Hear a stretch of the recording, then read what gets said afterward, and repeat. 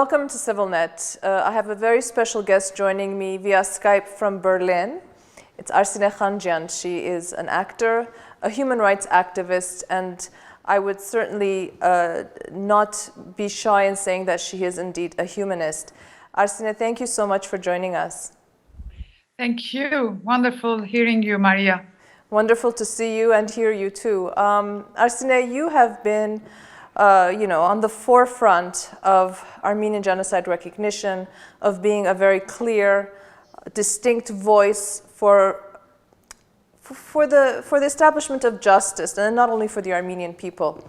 You are in Berlin taking part in a number of events there, but I want to talk about an interview that you recently gave to the Armenian-Turkish weekly Agos about the Armenians of Istanbul. And we go way back, and I know that you had great reservations about ever traveling to Turkey, and now you've been back several times. So talk to me, if you will, about what your impressions are, how you feel about the Armenians in Turkey, and just as an Armenian in Turkey, what it means to you. Well, you're absolutely right. I think I never considered as part of my journey the physical acquaintance with Turkey for most of my life, and accidentally, when a few years ago I had to go into Turkey, it was with great reluctance. But I think sometimes accidents are actually not accidents, in as much as they come to happen at the moment where something is developing within one's awareness without necessarily being aware of it. And I think what this experience of going to Turkey, and this last month, it was the 5th time I was in Turkey and 3rd time in Istanbul. I think one of the most important developments in terms of my understanding of my identity as an Armenian, as a diasporan Armenian, happened throughout these 5 different visits to Turkey, each time realizing how much I knew little about the larger context of my identity. So every one of these trips to Turkey, and certainly to Istanbul, where I had the chance to meet the Armenian community members in different contexts and at different times, I came to realize that my identity was really a diasporan one, understanding it as a breaking point from the geography of my culture, the geography of my history, and I'm referring to, in this case, of course, my family's Anatolian roots. But when I started going to Istanbul and meet the Armenian community, I realized also how much I have been cut off from the very people who are the very few who remained from this tragic dissemination, the deconstruction of our culture. So these encounters made me realize that was a whole part of me historically that I had no idea about, other than the perceptions or sort of the kind of assessments of who Armenians in Turkey are, but they were really not founded on really understanding what their experiences have been since the genocide. Sure. And since this important separation. Sure, I think that we really, I think for those of us who have traveled to Turkey and have met with the Armenians in Istanbul and elsewhere, it is quite a revelation, because we then realize that we know so little about the challenges they have faced in the last 100 years, the journey that they have been on, and perhaps the reasons for their own reluctance to sometimes raise their voices. Do you have a clearer understanding of that now, after your numerous trips and your meetings with them? I think I will not pretend yet comfortably to have a clear understanding, but I certainly have a clear curiosity to dig further, to understand who is this community and what their history has been in this separation from us. And certainly the one obvious reference, which was based on understanding them as a group of people who have been living in fear and not taking the risks that we in the diaspora considered the only strategy of survival, to challenge that fear. For me, it is very important to understand how fear actually determines within every given context a behavior, either personal or collective, and that how that becomes part of the identity as well. So what I can say in terms of clarity right now is that I am much less convinced that Armenians in Istanbul mainly did necessarily the wrong thing, because as I go there every time, I'm realizing that the fears that they have lived through and the silence that befell upon them, it is not only happening to them. There are so many other communities, group of people, cultures. This country remains a very multicultural place, and the question of the fear at varying degrees and across cultures, Christian and Muslim alike, this tool of terrifying people, terrorizing people, and not giving them the chance to be able to come forward with their identities or with their claims. Actually, this is applied all across the board in the different regions in the country. So this makes it a problem of democracy. And if we look at it that way, then we understand why the Armenians, but why also other minorities in Turkey have lived under this fear as a way of surviving, so that they do not pay with their lives or with their fortunes or with their loved ones becoming threatened by the system. So this awareness, this larger awareness, gave me a sense that Armenians in Istanbul perhaps were not doing what we were doing in the diaspora, but that is not because they themselves were a group of frightened people. They are living in the climate of fear, being an everyday reality that many of these communities have to deal with and hopefully survive through.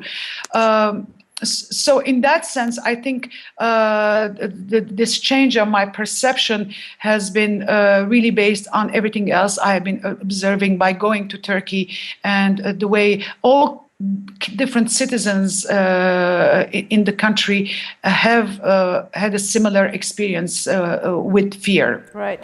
Arsiné, this year, the 100th anniversary of the Armenian Genocide, you have decided to be in Istanbul on April 24. And I know that for a number of years, after you were able to break down that barrier of actually physically going to Turkey, you were advocating that it was important for Armenians, the descendants of the survivors, to go and be in the heart of Turkey and demand justice, recognition, reparations, whatever, from the heart of Turkey.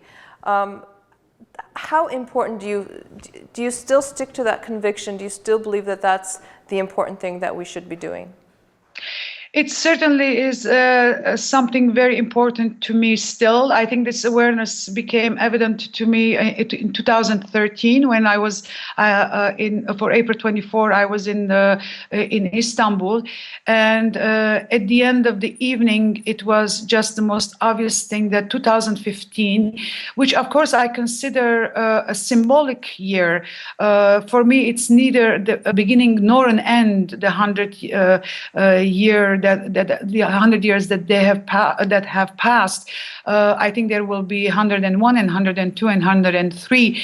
But since civilization, societies function with symbols, and decades or centuries mean something in terms of our understanding of time, it did become apparent to me that the one thing that I can do to make a very strong, perhaps provocative, but also very peaceful statement, which is to be on that 100-year commemoration at the place where our history really started in terms of our modern identity after the genocide.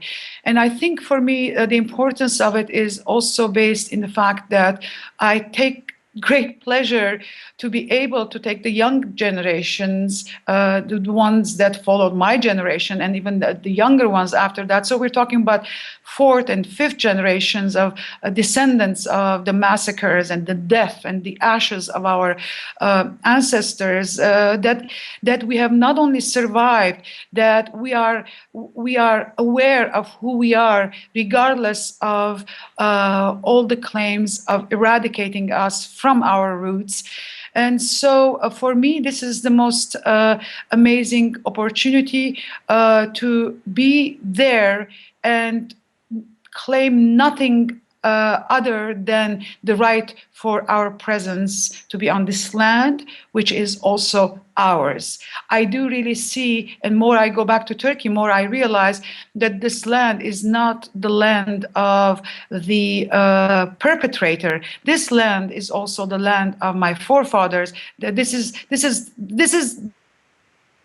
the land that defines my identity geographically. So I think I am more than ever convinced that April 24 in Istanbul or anywhere else in that matter, it could be also in Diyarbakir,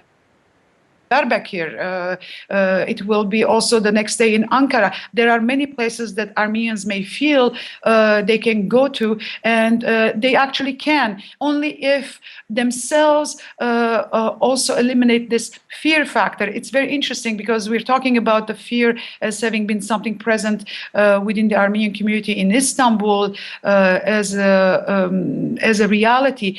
But I have realized that whenever I brought up this notion of being April 24, 2015 in Istanbul, the first questions Armenians would ask me is, but aren't you scared? Isn't it scary? And I realized that we have fought for 100 years to really survive beyond the fear, not acknowledge it as a possible tool of eradication, so that we are there. But the idea of going back to where our roots are is still a scary proposition. And it's only then that I started thinking, well, am I scared? Should there be something to be scared about?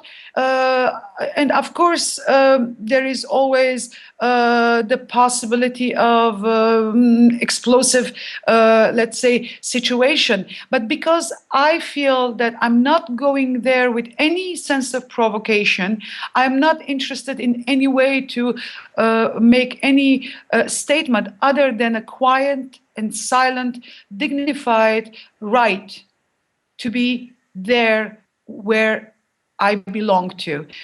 So this might be a provocation, even just to say this to the Turkish state or all those who deny the Armenian genocide, or even the right of Armenians to claim their belonging to this history and to this geography. But probably it is also a provocation to many Armenians to hear that I am now, at this point in my life, ready to say that this country belongs also to me. And I'm not making territorial claims here. I clearly understand your sentiment. And I think that once an Armenian does go to Turkey and perhaps is able to travel to their grandfather's village, that connection is almost automatic, and it gets beneath your skin somehow. And it is about being there in a dignified and silent, quiet, unprovocative perhaps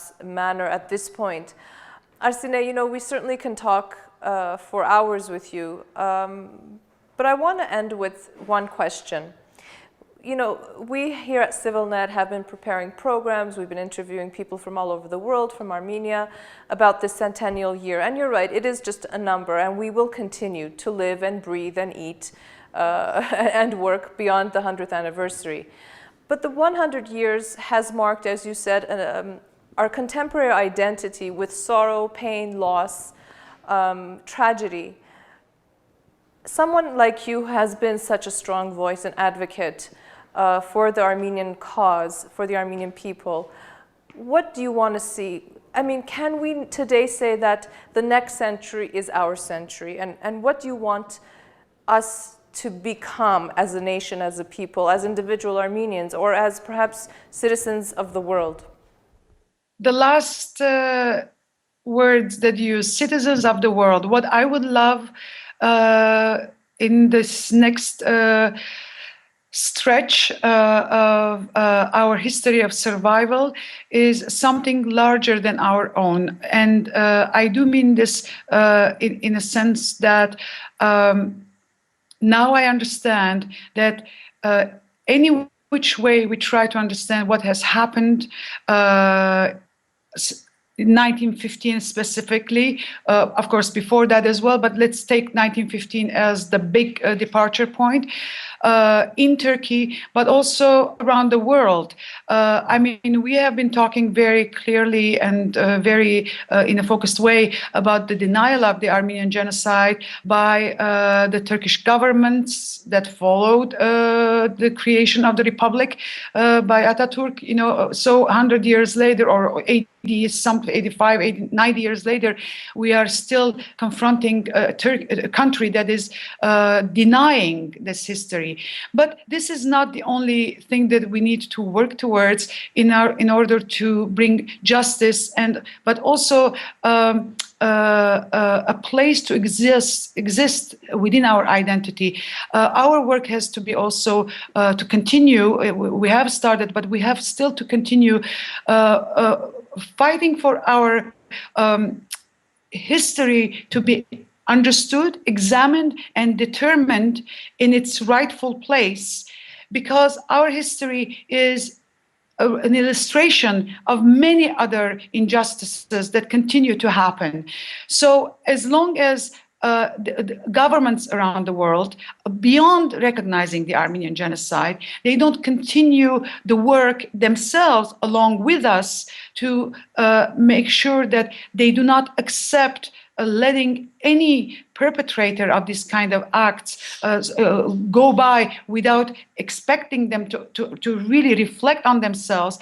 I think this work has to be done in a very focused way, and that we shouldn't let off the hook all these governments, in any case, the ones who don't recognize or who don't bother taking the question seriously. But even those who have recognized the Armenian genocide, it's not enough to say that, because they have work to do with Turkey, so that regardless of their interests, economic mainly, of course, geopolitical specifically, that they don't let Turkey off the hook, because this is a question of democracy.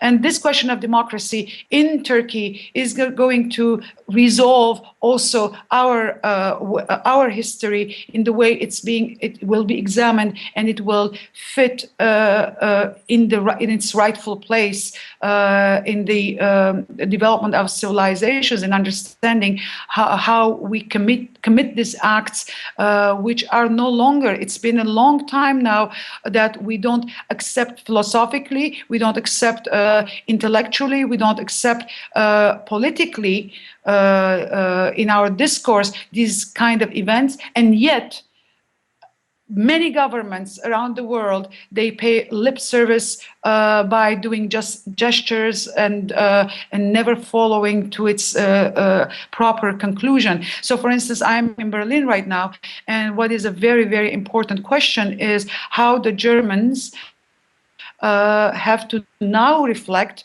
after having done the work on the Holocaust. But there again, that's really an interesting example that illustrates what I'm trying to say, is that the Germans did never do that work by themselves. They were forced, all economic and geopolitical considerations aside, to really carry out this self-examination, to come to a place of awareness of their acts and their deeds. So what is interesting is that now they are very reluctant to really see themselves a few years before, when they were implicated in very obvious ways to the whole concept and even implementation of the Armenian Genocide. And so this dilemma for the German society is a very significant one in terms of what we have as Armenians in seeking justice for ourselves, but also for humanity, to sort of carry out the work so that we see the resolution of the Armenian genocide question in a larger possibility for all humanity. Right. And on that note, which I think is something that we should all think about, I'd like to thank you for joining us. Thank you for being that strong, resilient, never backing down voice that you have, Arsinée, and we'll hook up with you and talk with you when you return from Istanbul, and to talk about your impressions of being there on the 100th anniversary of the Armenian Genocide. So thank you very much. Thank you. I'd like to remind our viewers that my guest via Skype from Berlin was actress and activist Arsinée Khanjian. Stay with CivilNet.